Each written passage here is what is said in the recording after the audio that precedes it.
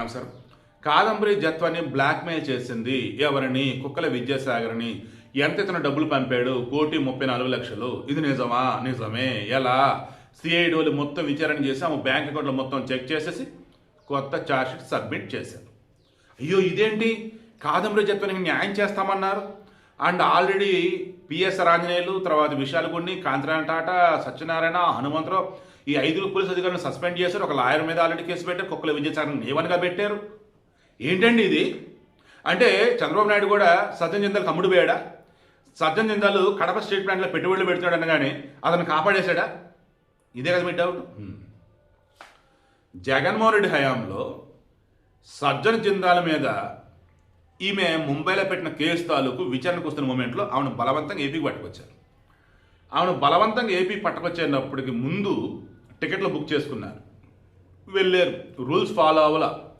Transit warrant అని ఉండేది, అసలు ఇవేమీ వాళ్ళు ఫాలో అయింది లేదు.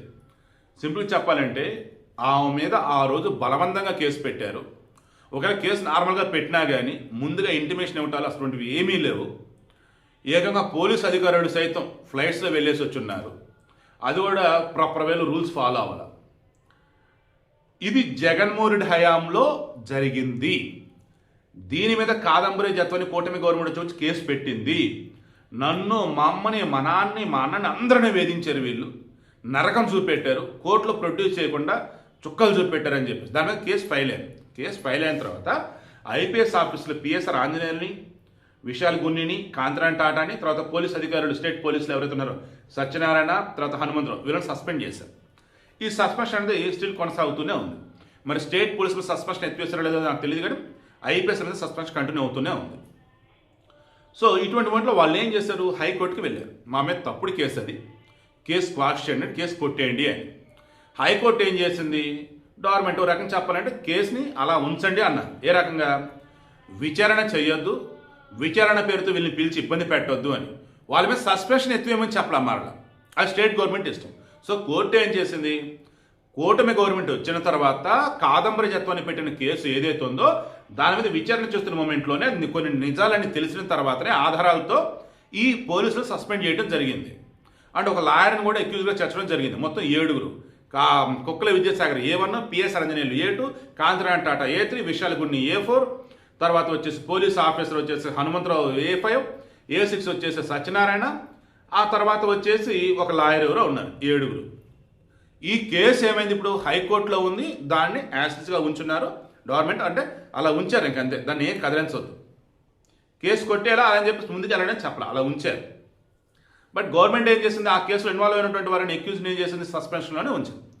ఆ కేసు సంబంధించి ఇప్పుడు ఏదైతే ఛార్జ్షీట్ పెట్టారో దీనికి సంబంధం లేదు. కూటమి గవర్నమెంట్ వచ్చాక జత్వాన్ని నాకు న్యాయం చేయండి మహాప్రభు అని వచ్చి పెట్టిన కేసు ఏదైతే ఉందో అది హైకోర్టులో ఉంది. హైకోర్టు కదిలిస్తేనే అది కదలాలి, లేదంటే సైలెంట్గా ఉండాలి కూటమి గవర్నమెంట్. ఇక సజ్జన్ జిందాల్ నన్ను పెళ్లి చూడని చెప్పి నమ్మించి నన్ను శారీరకంగా వాడుకున్నాడని ఆమె పెట్టిన కేసు ఏదైతే ఉందో అది ముంబైలో. దానికి ఏపీకి సంబంధం లేదు. కానీ జగన్మోహన్ రెడ్డి హయాంలో పులుంకొని సజ్జన్ జిందాల్ని కాపాడదామని చెప్పేసి అనుకొని ఈమెను బలవంతంగా ఆ రోజు ఆమె స్టేట్మెంట్ ఇవ్వాల్సినటువంటి రోజు బొంబాయిలో అలా ఇవ్వనీయకుండా ఇక్కడ పట్టకొచ్చి ఇబ్బందులు గురించడం అనేది ఆమె పెట్టిన కంప్లైంట్. అండ్ రూల్స్ ఏవి ఫాలో అవ్వలేదు ఆమె పెట్టిన కంప్లైంట్. సో అది వచ్చేసి అలా డార్మెంట్లో ఉంది కదా. ఇప్పుడు జగన్మోహన్ హయాంలో అప్పుడు కేసు పెట్టాడు కదా ఆమె మీద. ఏంటి ఆ కేసు? కుక్కల విద్యాసాగర్ పెట్టింది. నాతో సన్నిహితంగా ఉంది, పెళ్లిసుకొని చెప్పేసి అనుకున్నాం, కానీ తర్వాత అవ్వలేదు. ఇక ఆమె నన్ను బ్లాక్మెయిల్ చేసింది, ఫోటోలతో వీడియోలతో బ్లాక్మెయిల్ చేసింది. ఎంతగా అంటే కుదిరినప్పుడల్లా డబ్బు మీద డబ్బు, డబ్బు మీద డబ్బు లాగుతూనే ఉంది అని చెప్పేసి. అది ఒక కేసు. 2, ఈమె ఏకంగా ఈ కుక్కల విద్యాసాగర్ చెందిన ఒక ల్యాండ్ని ఫోర్జరీ చేసి, డాక్యుమెంట్స్ ఫోర్జరీ చేసి వేరేలకు అమ్మబోయింది అని చెప్పేసి అదొక చీటింగ్ కేసు. ఇలా మరికొన్ని కేసులు పెట్టారు. అవన్నీ కూడా ఇప్పుడు కూటమి గవర్నమెంట్లో ఉన్నది. పోలీసులు అన్న వాళ్ళు ఎవరైతే ఉన్నారో చంద్రబాబు నాయుడు చెప్పినట్టుగా వాళ్ళు విన్నట్టయితే ఏం చేయాలండి? వాళ్ళు జగన్మోహన్ రెడ్డి హయాంలో పెట్టిన తప్పుడు కేసు, కాదంబరి అసలు ఏ తప్పు లేదని చెప్పేసి కేసు ఛార్జ్షీట్ ఇవ్వాలి. అలా చేశారు? లేదు. చంద్రబాబు నాయుడు గవర్నమెంట్ ఎలా ఉంటుందంటే నువ్వు ఎట్నుంచైనా వెతుకు, అక్కడ తప్పు కనపడకూడదు. ఉన్న విషయం ఏదైతే అదే కనపడాలి. సో అందుకని ఫ్రీ హ్యాండ్ ఇచ్చారు పోలీసులు. పోలీసులు విచారణ చేస్తే తెలిసింది ఏంటిది?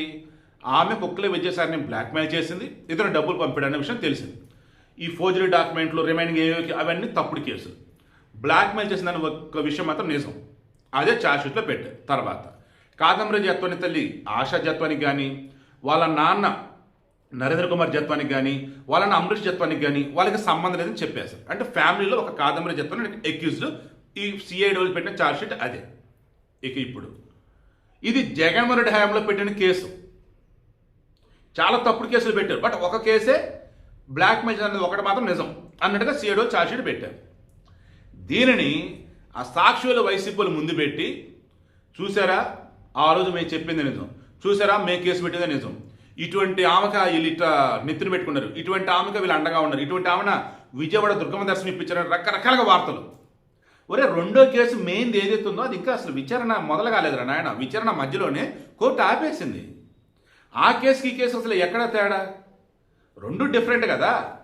ఒకటి జగన్మోహన్ హయాంలో పెట్టిన కేసు, అందులో చాలా కేసులు పెట్టారు, వాళ్ళ ఫ్యామిలీని కూడా పెట్టారు. బట్ ఒక్క బ్లాక్మెయిల్ చేసింది కాదంబరి చెప్తున్నది ఒక్కటి మాత్రం నిజం. ఎందుకంటే కుక్కల విజయసాగర్ నుంచి ఆమెకు డబ్బులు వెళ్ళింది అన్నది కనపడింది కాబట్టి. ఈ రిమైనింగ్ కేసులు అప్పుడు తప్పుడు కేసులే. ఒక ఆడపిల్ల మీద, ఒక కుటుంబం మీద ఎంత ఘోరంగా ఆ రోజు జగన్మోహన్ రెడ్డి గవర్నమెంట్ చేసిందో చూడండి. ఇక ఆమె వచ్చి నన్ను కాపాడు మహాప్రభు అంటూ వాళ్ళ కుటుంబం వీళ్ళంతా మొత్తుకున్న దానికి సంబంధించి కేసు ముందుకు సాగాలంటే హైకోర్టు వచ్చేసి గో హెడ్ కేసు మీద కొట్టేట్లా అని అనాలి. లేదు క్వాష్ చేసాం, గవర్నమెంట్ అధికారులు వాళ్ళ రూల్స్ వాళ్ళు ఫాలో అయ్యారులే అని చెప్పేసి క్వాష్ చేస్తే కేసు కొట్టేస్తారు. అప్పుడు కాదంబరి జత్వానికి అన్యాయం జరిగినట్టు. విచారణ జరిగిన తర్వాత కూడా కాదంబరి జత్వాని అనేది తప్పు, పోలీస్ అధికారులు చేతి తప్పు లేదు, ఆనాడు జగన్మోహన్ రెడ్డి గవర్నమెంట్ తప్పు లేదు అని కూటమి గవర్నమెంట్లో రిపోర్ట్ కనుక ఇస్తే, ఛార్జ్షీట్ ఫైల్ చేస్తే అప్పుడు అన్యాయం చేసినట్టు. ఆ కేసు కోర్టులోనే ఉంది కదా. ఇది అర్థం కాక జగన్మోహన్ రెడ్డి హయాంలో పెట్టిన కేసు కరెక్టు, కూటమి గవర్నమెంట్ అదే తేల్చింది. కూటమి గవర్నమెంట్ కాదట, పోలీసులు తేల్చారండి.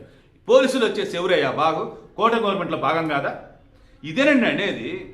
వాళ్ళకు ఫేవర్గా వస్తేనేమో తప్పులన్నీ బయటపడ్డాయి, పోలీసులు వాళ్ళ డ్యూటీ వాళ్ళు చేశారు, అధికారులు వాళ్ళ డ్యూటీ వాళ్ళు చేశారు. వాళ్ళకి నచ్చని విధంగా తీర్పు వస్తేనో, లేదా వాళ్ళకి నచ్చని విధంగా, లేదా వాళ్ళు చేసిన తప్పుడు పడిన తేలితేనో పోలీసులు ప్రభావితం చేశారు. గవర్నమెంట్ వీళ్ళు కదా వాళ్ళకి నచ్చినట్టు చేసుకుంటూ పోయారు. ఇది కొంచెం వాడాలి కదా, ఏది పాసిబుల్ కదని. ఒకటి మాత్రం చెప్తే గుర్తుంచుకోండి, మీరు నమ్మిన నిజం. చంద్రబాబు నాయుడు గవర్నమెంట్ ఉన్నప్పుడు అన్ని లీగల్ కరెక్ట్గా ఉండేలా చూసుకుంటాడు ఆ మనిషి అయితే. కమింగ్ టు సజ్జన్ జిందాల్, అతని మీద కాదంబరి జత్వాని పెట్టిన కేసు ముంబైలో ఉందో లేదో మనకు తెలియదు. ఆ కేసుకి ఇప్పుడున్న కేసు సంబంధం లేదు. కడప స్టీల్ ప్లాంట్లో పెట్టుబడి జగన్మోహన్ హయాంలో పెడతాను ముందుకు వచ్చున్నాడు, అది ఏం ముందుకు సాగలే. ఇప్పుడు కూటమి గవర్నమెంట్ హయాంలో వచ్చేసి అన్ని రెడీ అయ్యి బాబు వచ్చి పెట్టి కంపెనీ స్టార్ట్ చేయండి అన్నారు, స్టీల్ ప్లాంట్. ఓకే, మన ప్రారంభోత్సవం జరిగింది. సో పెట్టుబడులు పెట్టేవారికి అవునన్నా కాదన్నా ఆయా ప్రభుత్వాలు కొంచెం ఫేవర్గానే ఉంటారు. ఎంత ఫేవర్గా ఉంటారు ఏంటన్నది ఇక మీ ఊహకు వదిలేస్తున్నా. బట్ ఇక్కడ మాత్రం కాదంబరి జత్వాని జగన్మోహన్ రెడ్డి గవర్నమెంట్ ఇరికించింది. కూటమి గవర్నమెంట్ ఆమె కాపాడదని అనుకున్నారు. బట్ ఆమె బ్లాక్మెయిల్ చేసిన కుక్కల విద్యాసాగర్ అని చెప్పేసి ప్రూఫ్ సహా బయటపడింది డబ్బు విషయంలో. ఆ ఒక్క విషయంలో మాత్రం ఉన్నట్టుగానే చెప్పారు, ఛార్జ్షీట్ కోర్టుకి సబ్మిట్ చేశారు. వాళ్ళ ఫ్యామిలీ ఇన్వాల్వ్మెంట్ ఏమీ లేదు. అండ్ ఫోర్జరీ డాక్యుమెంట్ క్రియేట్ చేసి ల్యాండ్ అమ్ముకుందని చూసి అన్నారు, చూస్తే అదంతా కూడా అబద్ధం తేలిపోయింది. ఇది విషయం. ఇంకేమైనా డౌట్ ఉంటే కింద కామెంట్లో తెలియచండి. ఆమె నాకు న్యాయం చెయ్యండి అని ఏదైతే వచ్చి కేసు పెట్టిందో ఆ కేసు తాలూకు ఇంకా యాజ్ టీజ్గా అలాగే హైకోర్టులో ఉంది. హైకోర్టు చెప్తేనే అప్పుడు ఆ కేసు ముందుకు కదులుతుంది. ఖచ్చితంగా కూటమి గవర్నమెంట్ ఆ విషయంలో ఆమెకి న్యాయం చేస్తుంది. ఇక ఇప్పుడు ఈ బ్లాక్మెయిల్ చేసిన దానికి సంబంధించేసి కేసుకి ఇన్వెస్టిగేషన్ అన్నప్పుడు కోర్టుకు ఆల్రెడీ ఛార్జ్షీట్ సబ్మిట్ చేశారు కాబట్టి కోర్టు ఏం చెప్తుంది, పోలీసులు ఎలా ఫాలో అవుతారు చూద్దాం తర్వాత.